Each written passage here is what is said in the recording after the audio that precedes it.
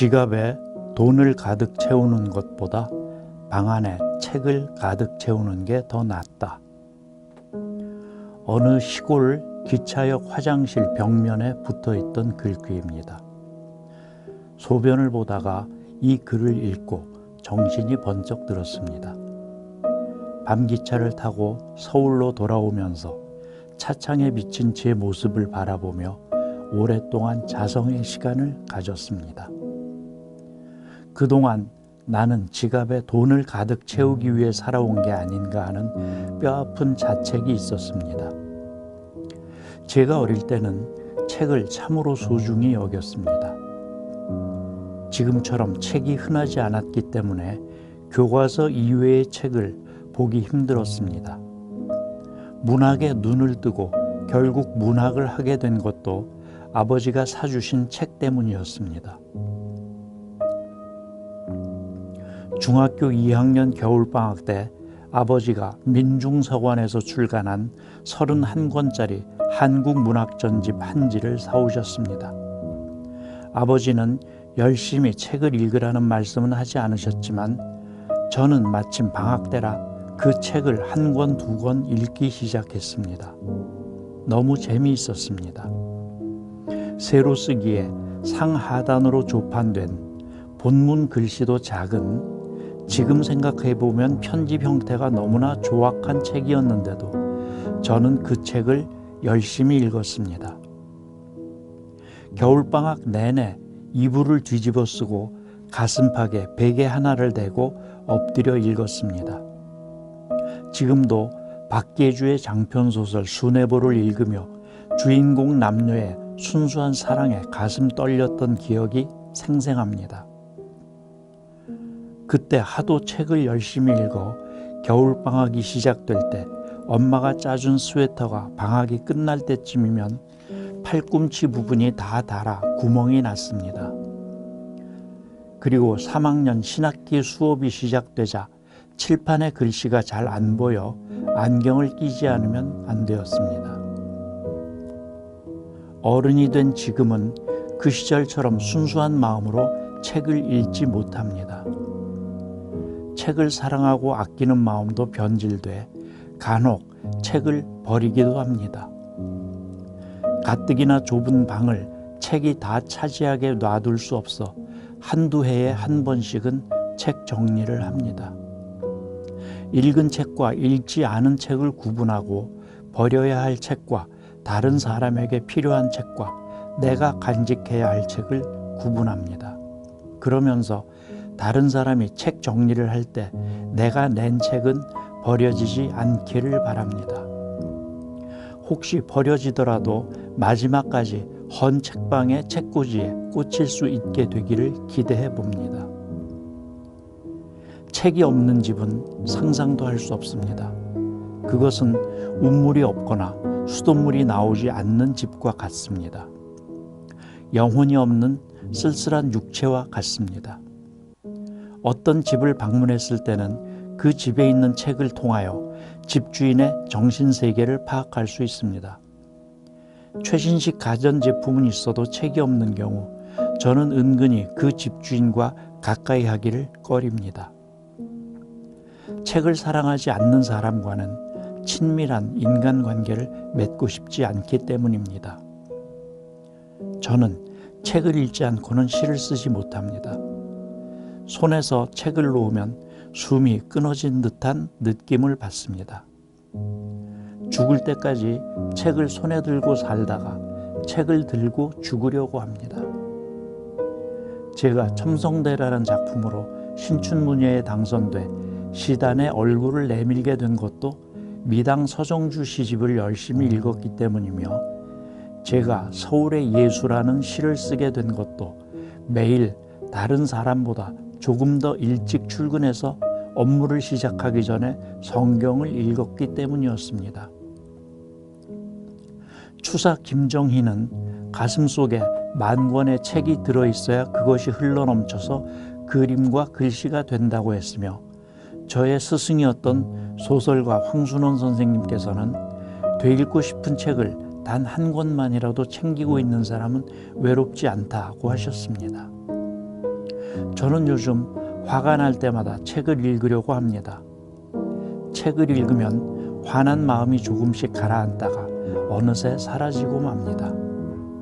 책 속에는 분노를 잠재워주는 신의 손이 언제나 기다리고 있다가 슬픔과 분노를 쓰다듬어 잠재워줍니다.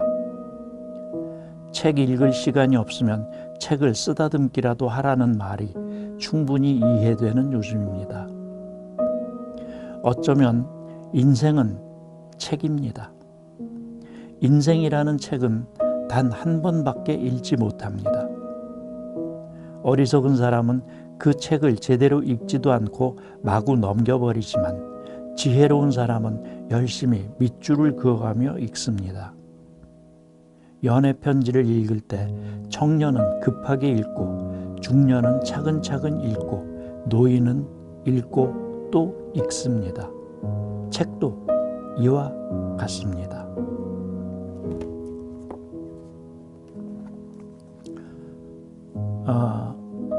이 귀절은 시인 정호승이 쓴 산문집 내 인생에 힘이 되어준 한마디라고 하는 책의 일부분입니다.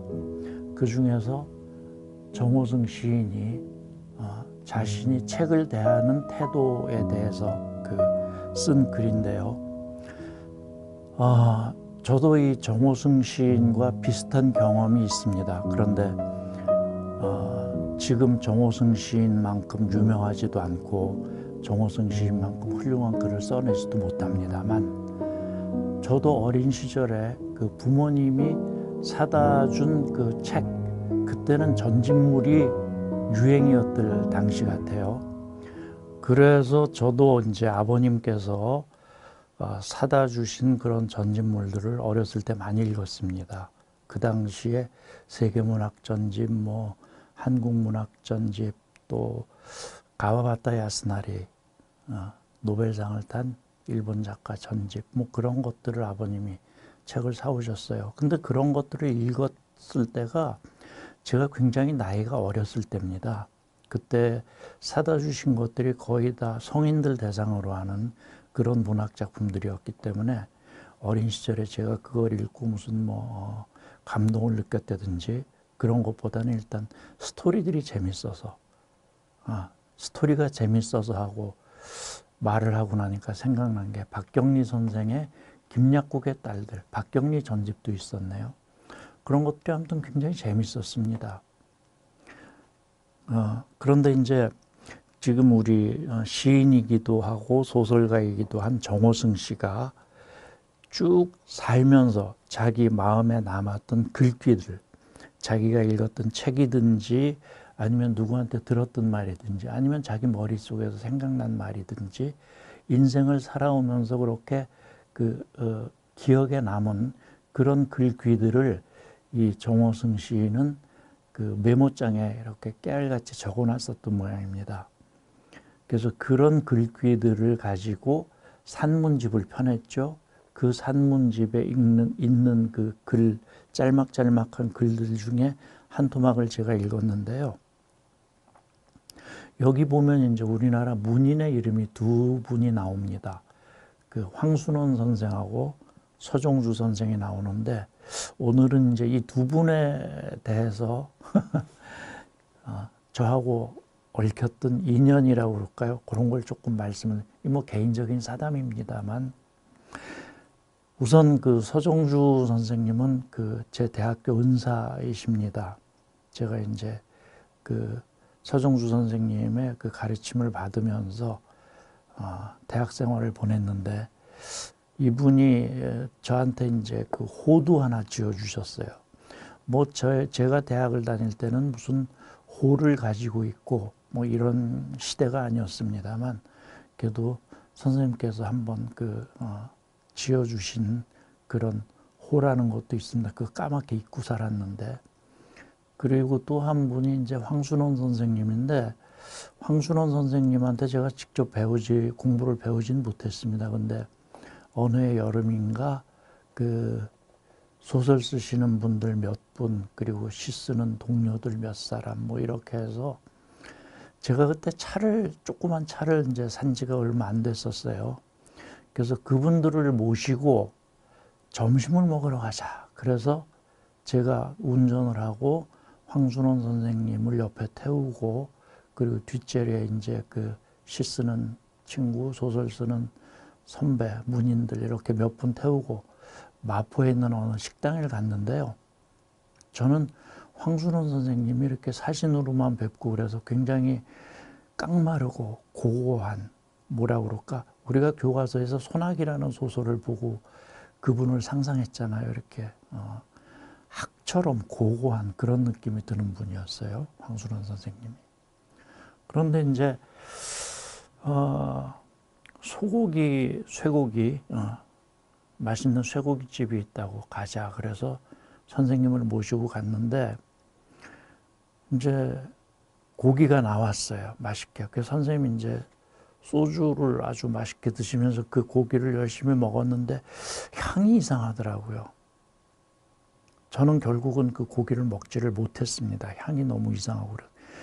그게 이제 다 끝나갈 무렵에, 식사 자리가 끝나갈 무렵에, 아니 이게 세상에 멍멍이 고기라는 거예요. 보신탕. 그래서 근데 저는 황순원 선생님이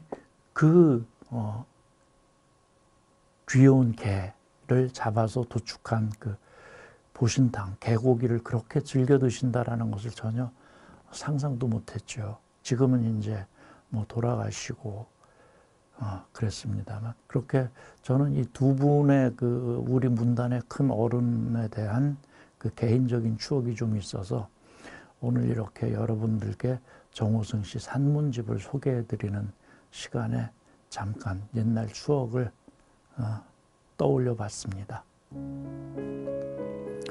인생은 언제 어느 순간에도 다시 시작할 수 있다. 한동안 통 연락이 없던 친구한테서 느닷없이 전화가 걸려왔습니다. 친구는 나보고 어떻게 지내느냐고 물어보더니 대뜸 이렇게 말했습니다. 호승아, 나 이혼했어.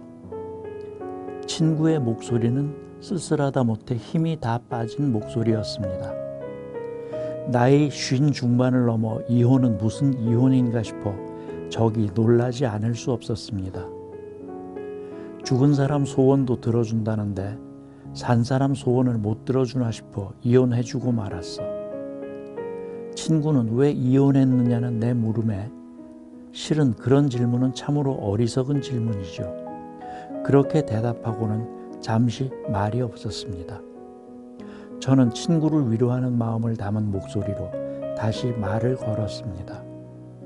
그럼 집사람은 지금 뭐해? 몰라.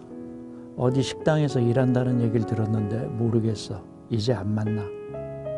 애들은 큰 놈은 조금 있으면 곧 제대할 거고 딸은 나랑 같이 살아. 그런데 사는 게 좀 힘들어. 실직한 지 벌써 7년째야. 요즘은 다른 사람이 쓴 원고 정리해주고 살아. 그런데 호승이 넌 어떻게 살아? 나야 뭐 시 쓰고 그렇게 살지. 시가 돈이 되나? 누가 돈 벌려고 시 쓰나? 그래도 먹고 살아야 할 거 아니냐. 좋은 일거리 있으면 연락하고 그래. 뭐든지 일을 해야지. 친구는 그렇게 말하고는 서둘러 전화를 끊었습니다. 아마 술이라도 한잔 하자고 전화를 했던 모양인데 마음이 바뀌었는지 내가 만나자는 말을 꺼내기도 전에 급히 전화를 끊어버리고 말았습니다. 전화를 끊고 나서 저는 친구에게 꼭 해줘야 할 말을 못했다 싶어 마음속으로 이렇게 말했습니다. 너무 걱정하지 마. 인생은 언제 어느 순간에도 다시 시작할 수 있는 거야. 저는 언제 어느 순간에나 다시 시작할 수 있는 게 인생이라고 생각합니다. 만일 다시 시작할 수 없다면 인생이 아닙니다. 저는 어렵고 힘들 때마다 이 말을 떠올리며 잃었던 힘을 되찾곤 합니다. 제가 알고 있던 한 청년은 집안 형편상 대학에 진학하지 못하고 군에 입대했다가 제대한 뒤 직장 생활을 하면서 독학사 공부를 시작했습니다.